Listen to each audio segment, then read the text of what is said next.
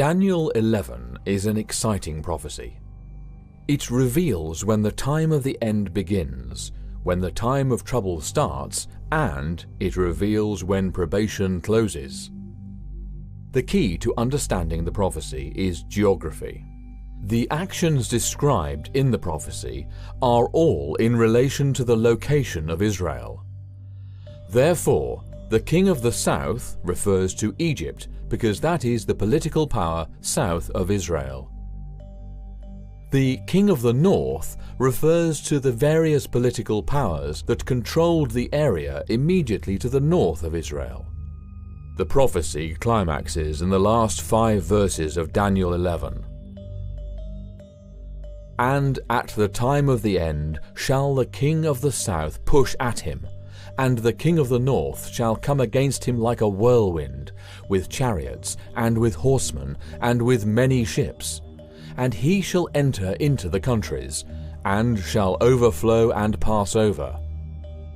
He shall enter also into the glorious land, and many countries shall be overthrown, but these shall escape out of his hand, even Edom and Moab, and the chief of the children of Ammon.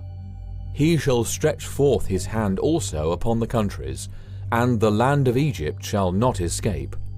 But he shall have power over the treasures of gold and of silver, and over all the precious things of Egypt. And the Libyans and the Ethiopians shall be at his steps. But tidings out of the east and out of the north shall trouble him. Therefore he shall go forth with great fury to destroy, and utterly to make away many. And he shall plant the tabernacles of his palace between the seas in the glorious holy mountain, yet he shall come to his end, and none shall help him. Scripture, compared with history, establishes the king of the north is the Ottoman Empire. This is proven by the fact that every single particular of the prophecy was fulfilled in history.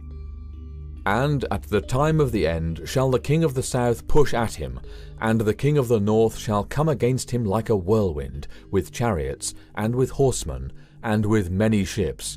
And he shall enter into the countries, and shall overflow and pass over. The time of the end began in 1798. At this time, Egypt was part of the Ottoman Empire. The Mamluks ruling Egypt had disrupted French trade with Egypt. This was the king of the south pushing at the willful king, who was France. It was not open warfare. Egypt only pushed at the willful king. France and the Ottoman Empire had long been allies. When Egypt pushed at France, the French invaded Egypt, assuming the Ottoman Empire would tolerate their presence there.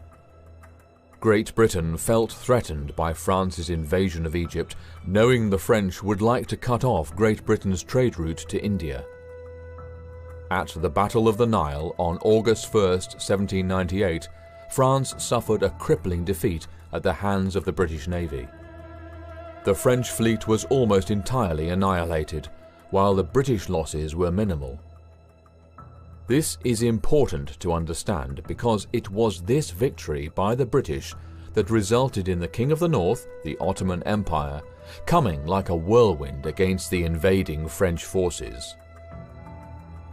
The French invasion of Egypt had a major and long-lasting impact on the Ottoman state. The British victory at the Battle of the Nile placed Great Britain in a more powerful and more influential position.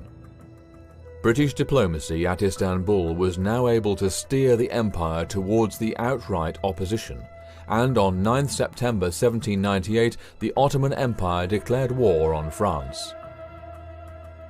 Despite his devastating losses in Egypt, Napoleon still pursued his ambitious plans for the Middle East. In late February 1799, French forces left Egypt, marching north to Syria. At Akkar, they encountered the Turks, or the Ottomans. The French laid siege to the city. Just 10 days later, word reached the French of the approach of the mighty Turkish army. It consisted of about 30,000 troops, 12,000 of whom were the fiercest and best trained horsemen in the world. Napoleon had but 8,000 effective men with which to encounter the well-trained army of Europeans and Turks within the walls of Akkar, and the numerous host rushing to its rescue. The Ottoman Empire had been roused to battle. They came against the French with the fury of a whirlwind. Turkey has never been known as a seafaring nation, but the prophecy clearly states that many ships would be involved in the King of the North's explosive response. These many ships came from a new alliance formed as a result of the aggressive military action of France.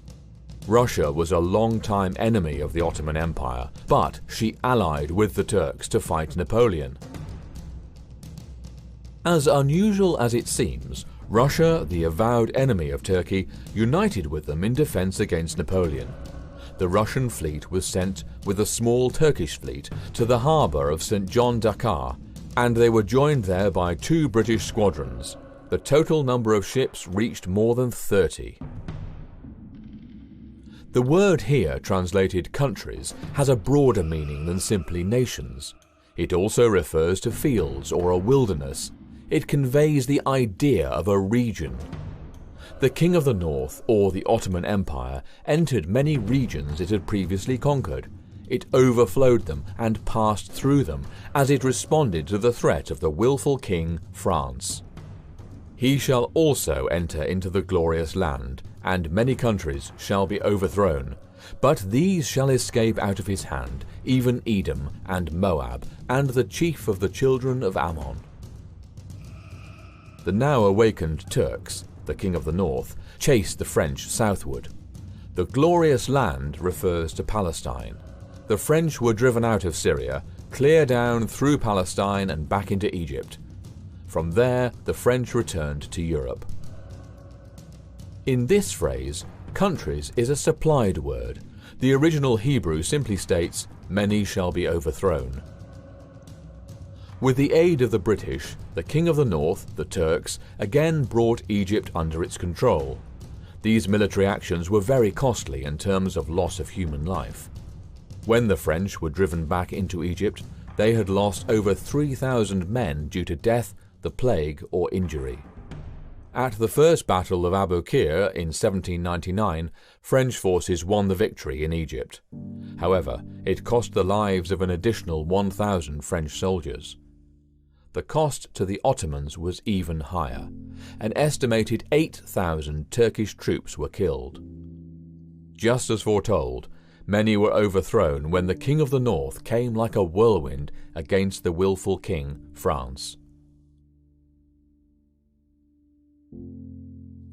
These lands lay predominantly east of the Jordan River. The King of the North focused his attention where French forces were located. This was west of the Jordan. Therefore, all the lands east of the Jordan escaped out of his hand in the drive south. He shall stretch forth his hand also upon the countries, and the land of Egypt shall not escape. The Ottoman Empire was ruthless in bringing under control those areas it had previously conquered. The Ottomans tortured and killed any French soldiers they found, wounded or not. They likewise killed anyone suspected of sympathizing with the French, and it was in this that the land of Egypt did not escape. But he shall have power over the treasures of gold and of silver, and over all the precious things of Egypt, and the Libyans and the Ethiopians shall be at his steps. Muhammad Ali was sent to Egypt by the Ottomans in their fight to drive out the French. Once in power, Muhammad Ali executed one of the greatest land grabs in history. He confiscated the feudal farms of the Mamluk grandees and stripped Cairo's religious institutions of their 600,000 prime acres of landholdings, thus decapitating Cairo's medieval order, and Egypt was now the viceroy's private plantation. Muhammad Ali may be credited with establishing the modern Egyptian state, but it was not done peaceably. he levied ruinously high taxes on the populace, impoverishing them. Ali also sent tribute to the Ottoman Sultan. Thus the treasures of gold and of silver, along with all the precious things of Egypt, were made available to the king of the north.